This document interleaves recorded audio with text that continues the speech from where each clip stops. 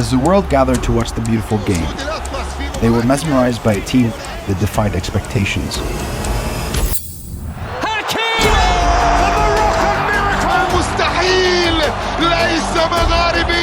For the first time in the history of the World Cup, there will be an African nation in the semi-finals. Game after game, they beat footballing giants and captured the hearts and minds of people everywhere. At the heart of this were the Moroccan fans. They rocked stadiums with their infectious spirit, an unrelenting chants that never stopped for 90 minutes. But where does this beautiful football culture come from?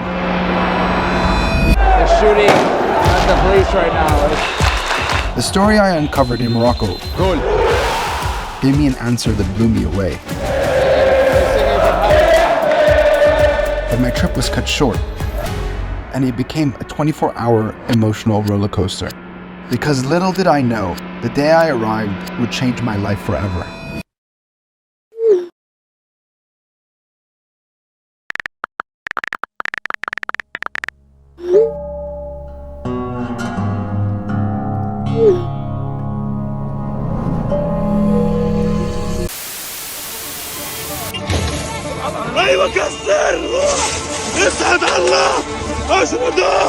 هذه صور جديدة تبثها كتائب القسام وانطلاق عملية طوفان الأقصى، وهذه الصور لتفجير الجدار. You always hold back this idea of like hope to manage your expectations about whether liberation would come in our lifetime. Seeing that happen as I woke up was, I think, incredibly moving, but also shocking. And I think all of us were a bit in disbelief. You know, Israel has this doctrine of deterrence, which is always, you know, meeting anything with overwhelming force and destruction to the point where they want to decimate, destroy, kill, so people wouldn't think twice about attacking them again. On October 7th, on that morning, in the hotel room, I knew something big was coming. And I think so the feelings of shock and disbelief and this idea, oh, liberation might be coming, were quickly replaced with dread and fear and sadness about what was to come. And so I was thinking about leaving Morocco right away. I came there to do a shoot, and I didn't know if I wanted to continue. I was thinking about going home, but I couldn't go home because the borders were closed. You know, like, you're not in the mood to go out and film and talk about other things that are not Palestine. I decided on October 8th that I would put my phone down and I would go film, mainly as a distraction. And this is the journey I went on.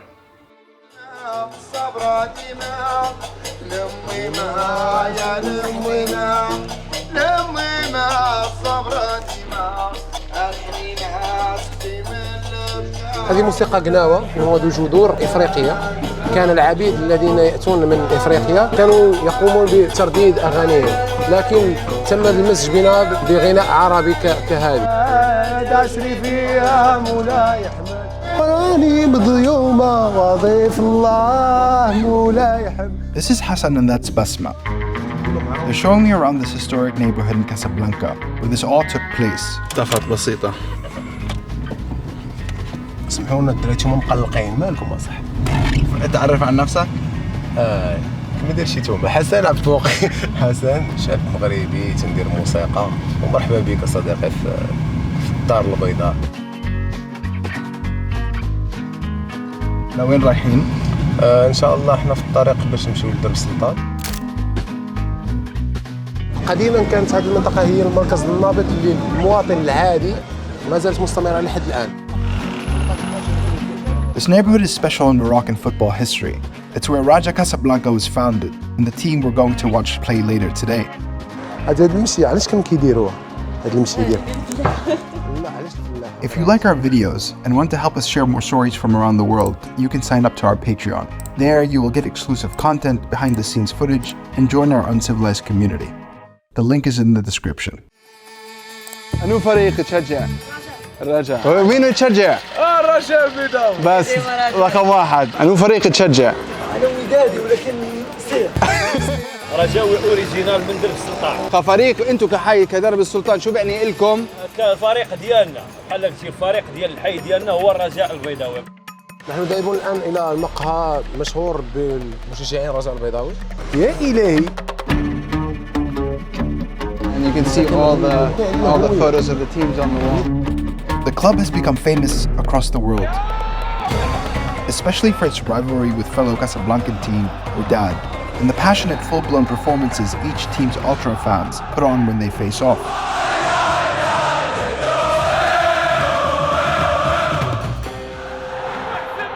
But the club's history isn't as well known.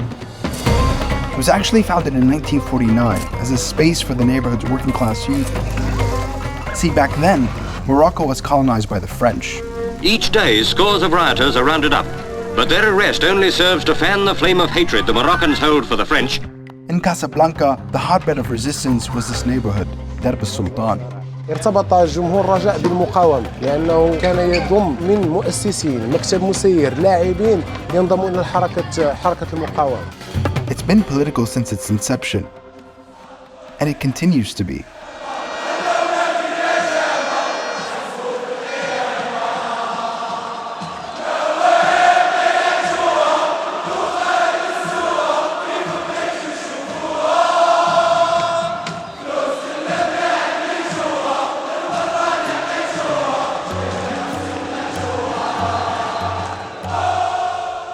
What is it about football here that makes it so political?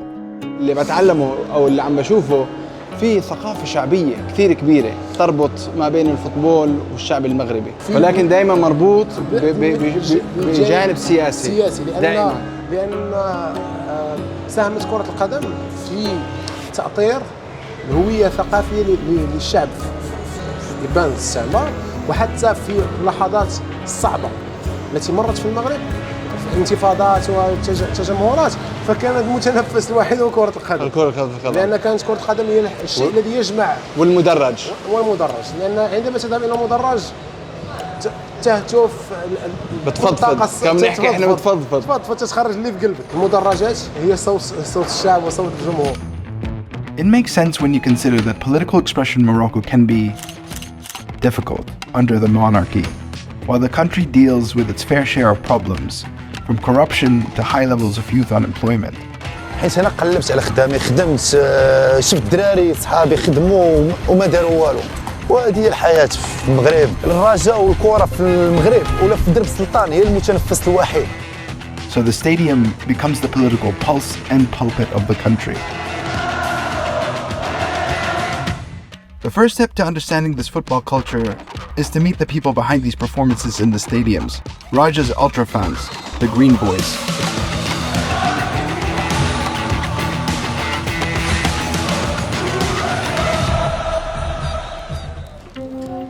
It didn't take long to find the Green Boy graffiti in the neighborhood. وهذا رمز لإيش؟ Green Boys. هون. ممكن تحكي تتكلم. لا. We met these young guys who honestly, when they saw me with a camera, were so suspicious and skeptical and menacing. وديام خوتي المعنى ديالها إلا خوتي في الألترا. إحنا كجماعة نشجعوا. And then Hassan went up to them and said, "Oh, he's Palestinian," and the entire attitude changed. أنت ودادي ولا؟ أنت ودادي؟ The Green Boys. Smiles, laughter, jokes. Green Boys. هيك؟ And then they took me up to their home. احنا دابا ديما الراجل اللوغو ديال الحيوان المفضل ديالو هو النساء. والغريب التقليدي البطه. شكون اللي كيربح في الطبيعه الله اعلم. النساء الدراري. ما يرضاش شي واحد يتحكم فيه. ديما النساء هو كاع كيشوف راه ما يقاومش كينجح. مقاومة باعتبار أن الرازة راه ودابا راه كتقاوم النكبات وكتقاوم كتقاوم أي حاجة. الدراجة ديما تنآمنوا بفكرة أنه ديما محارب لحقاش عندنا جمهور كبير تيديبلاصا عندها صوت وديما تتمثل المغرب صراحة واخا ويسمحوا لنا الوداديين. ليش رسمين فلسطين؟ علم فلسطين خودنا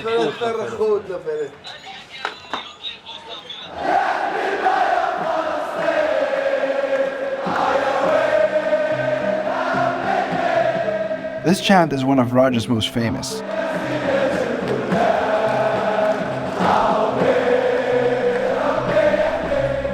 This song has been popular at Moroccan football games for years, and even at the World Cup. Most Moroccans are and have been passionately pro-Palestine. And this is despite the Moroccan government's normalization with Israel in 2020. In exchange, the US has recognized Morocco's sovereignty over the disputed Western Sahara region, a territory it occupied in 1975. Demonstrators in Morocco have denounced the recent normalization of relations between their country and Israel. It is because of Morocco's history of resistance and fighting for liberation, and its continued struggles with oppression and colonialism, that the people stand in such strong solidarity with Palestine. The love for Palestine was even more palpable as I walked through the neighborhood on October 8th. ليش عندك علم فلسطين؟ علم فلسطين راه موجود في القلب ماشي في هنايا، راه جاوي فلسطيني. مرفوع من فلسطين. احلى ناس. حبيبي الله يخليك. تحية فلسطين. وطيح اسرائيل. فلسطين. حسن ليش مبتسم؟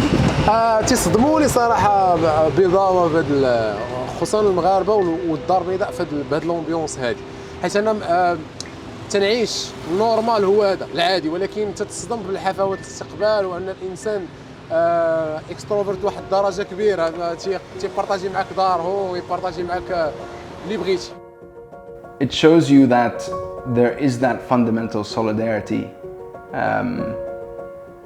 I think, with people who face some type of oppression, right? Whether it's by their own government or by an external occupier, colonizer, there is that level of solidarity. And to be honest, both the feeling of focusing on the story and being met with so much love really gave me so much energy.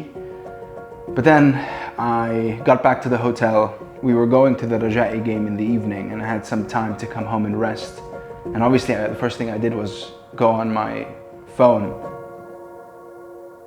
Emotionally just completely was shattered again. No desire to go to the game and I just wanted to go home. Basma told me a lot of her friends were coming and that they got us a ticket. And so I felt like it was important to go, important to capture that. And so I ended up going, and it was quite the experience.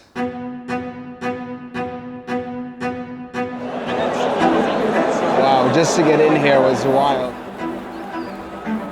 I mean, they have fans and the ultras who are sitting on the edge of the stadium right now because there are no seats. The ultras are packed, they are standing. And it's just an electric atmosphere. So the match has started and it's already chaos. But the ultras are not singing and there's a lot of Palestinian flags, more than usual. And apparently for the first 10 minutes they're just waving their flags in solidarity with Palestine, which is a very strong political statement.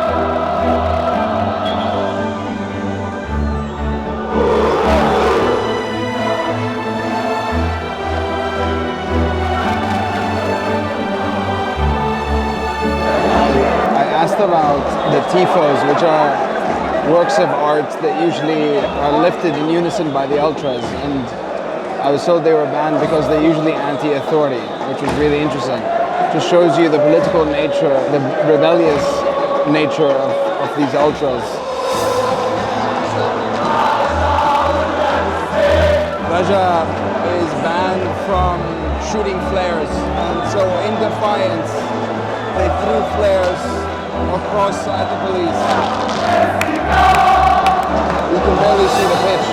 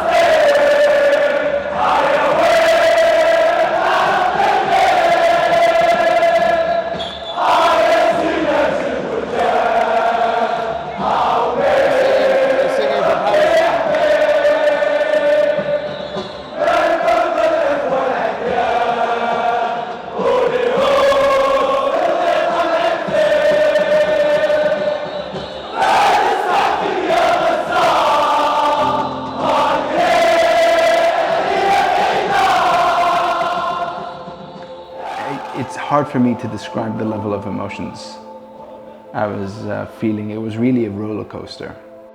On one side, you're incredibly sad and dreading what's happening and what's about to come. But at the same time, you see, I think in that point of my life, the largest expression of solidarity I've ever seen in front of me. I've never been around 60,000 people singing for Palestine before, ever. And to be there on October 8th at night was so overwhelming.